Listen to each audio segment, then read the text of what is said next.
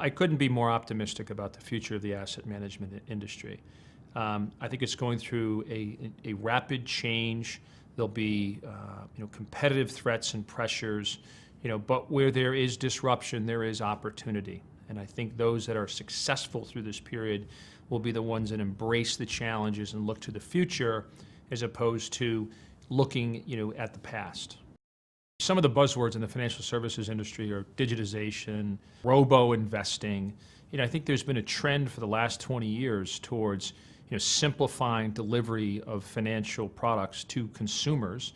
And like the rest of the world, it's happening in a more and more digital way, and we expect that to continue.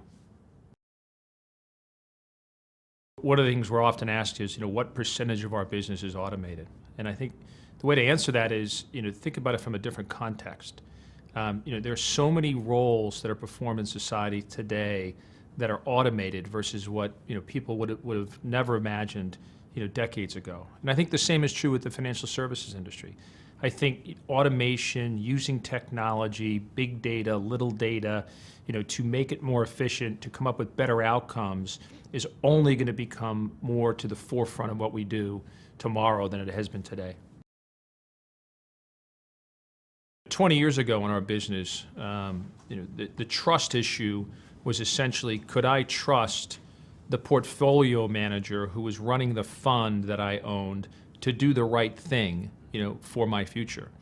Today, the obligation we have as a financial services firm to our client goes much more broadly than that.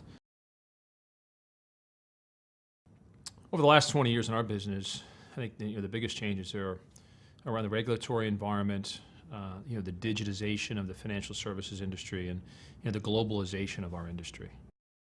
I think there are various cyclical and secular trends happening in the world today, and there's certainly a movement from globalization to more of a parochial local view in many constituencies. Our view at Fidelity is we have to focus on our clients.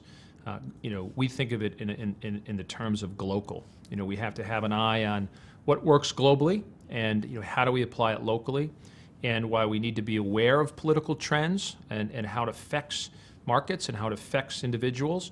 What it really boils down to is our focus on the clients.